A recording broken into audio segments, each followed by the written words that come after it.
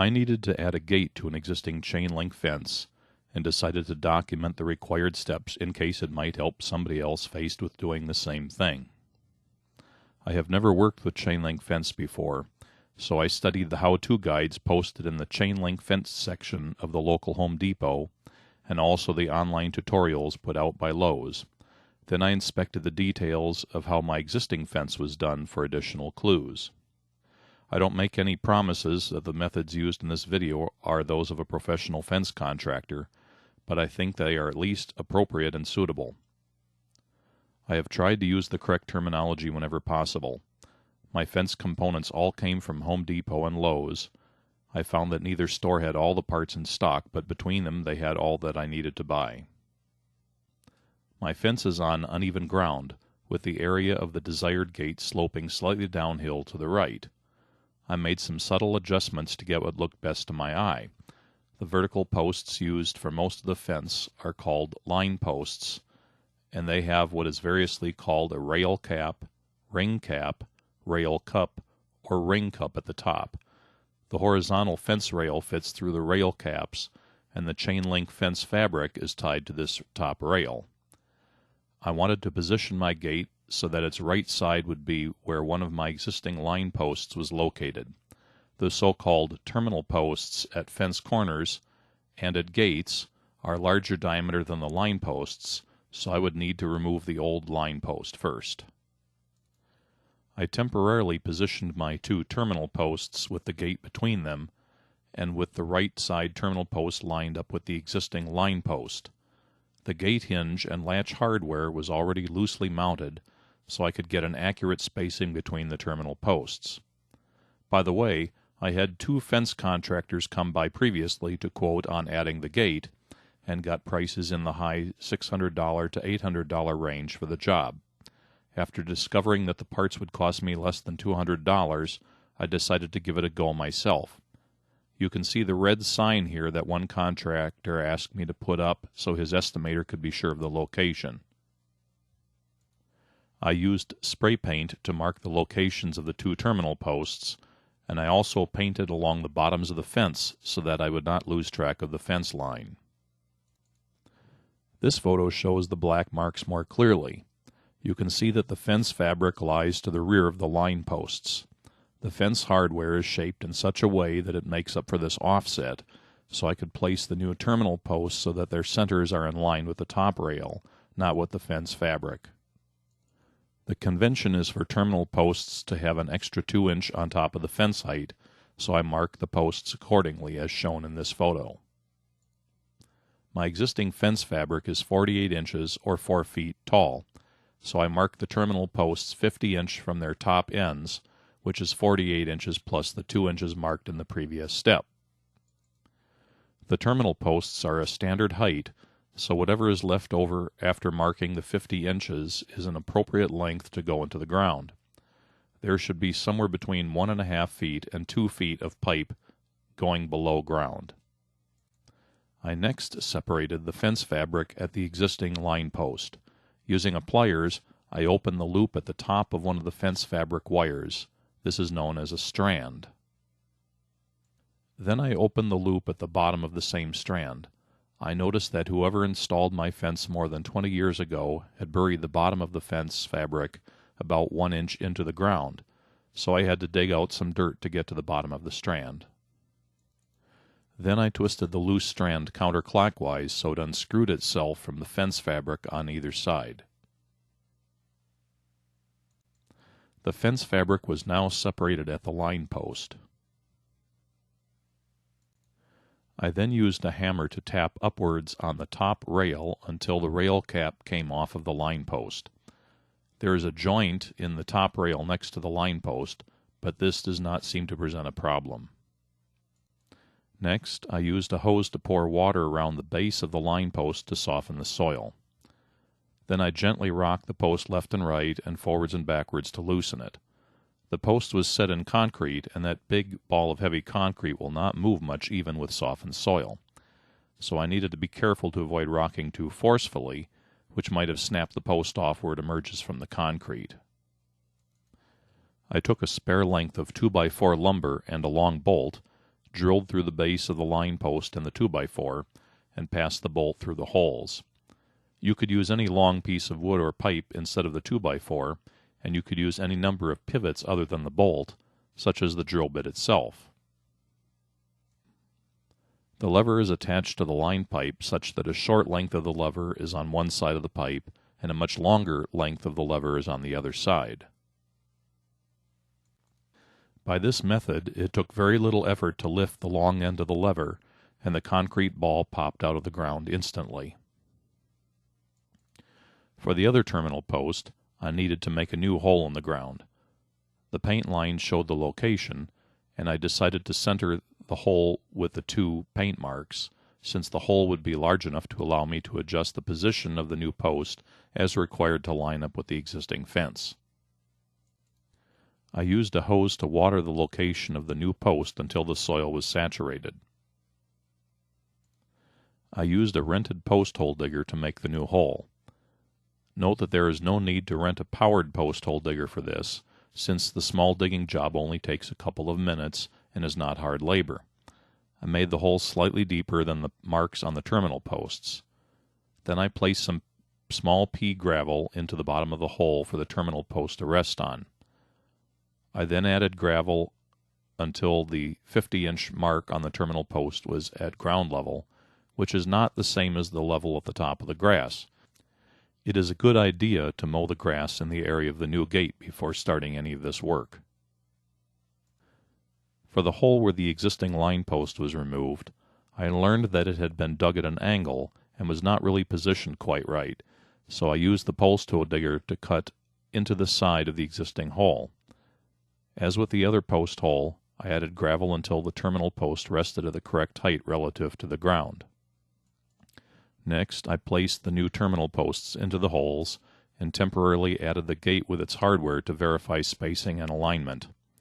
I used wire to attach a pair of inexpensive bubble levels to the posts to make sure that they are vertical. I deliberately left the top rail in place so that the back side of the terminal posts could rest against it. After adjusting the terminal posts to be vertical and plumb, I used wire to tie the tops of the posts to the top rail. This avoided the need for extra steps to secure the posts while the concrete cures. I used fast-drying concrete mix, which is a combination of pea gravel and cement, and poured it into the holes until its level was about 3 inches below ground level. Following the instructions on the concrete package, which are different for setting posts than for the instructions used for other uses of the concrete, I used a hose to pour water into the holes until the concrete was wet. I drove a wooden dowel rod into the holes in several places and wiggled it around to help assure that the mixture was wet all the way down to the bottom. After verifying that the terminal posts were still properly positioned and vertical, I left them sit for a day and a half. The concrete instructions said that the posts would be able to take strain after only 4 hours, but I decided to leave several times that for the concrete to cure. Since it was going to rain during the curing period, I decided to tape some plastic from garbage bags to the posts to prevent water from pooling on top of the curing concrete, although that probably would not have spoiled it. After the concrete was cured, I removed the gate so I would have complete access to the terminal posts. I assembled a so-called rail end with what is variously called a brace band or brace end. These bands are distinct from the similar-looking tension bands that the fence fabric attaches to, since the brace bands are symmetrical, whereas the tension bands are offset to align with the fence fabric. Also, the tension bands extend further from the post than the brace bands do. The brace band rail end combination showed me where I needed to cut the top rail. Again, note that even though my top rail had a joint right next to where I was going to cut it, this does not present a problem. While I could have used the normal hacksaw for the job, I used a metal cutting blade on my Sawzall electric utility saw. This photo shows the cut at the left terminal post, while this photo shows the cut at the right terminal post. Note that I had left the old rail cap from the old line post in place on the top rail, and almost forgot to remove it. You can see it still hanging there to the right of the right side terminal post. Next, I added 3 tension bands to each terminal post. It is important to orient them so that their offset flat side is on the same side of the post that the fence fabric is on. At this point, I will digress a bit to point out the 2 kinds of bolts that are required for this job. All tension bands and brace bands are attached using galvanized 5/16" carriage bolts and nuts. And these are usually sold in bags of 10 or 20 and are commonly in lengths of about 1 1/4 inches or 1 1/2 inches. The bags also usually include the nuts with the bolts, but check first in case your supplier does it differently. If you buy your bolts separately from some place other than the recommended ones that are in the chain link fence sections of the stores, make sure that you get the right kinds and sizes. They need to have the correct diameters, the correct size flat section near the heads to fit the pre-cut holes in the tension and brace bands, and they need to be galvanized to prevent rusting. Back to the hardware assembly, I used 5/16" carriage bolts to loosely mount the 3 tension bands to each terminal post. I placed the tension bands with one near the bottom of the post, perhaps 3 or 4 inches off the ground, and another band 2 or 3 inches below the brace band at the top, and the third band centered vertically between the other 2. Next, I removed the rail cap from its brace band on one terminal post and fitted the rail cap over the cut end of the top rail. Then I inserted the rail cap's flange into the brace band and attached it firmly using 5/16" carriage bolt. Note that due to the design of the brace band, it will force the top rail to be centered with the terminal post, but this does not matter since the fence fabric will not extend all the way to the terminal post. It is possible to orient the rail caps so that their flanges are either up or down.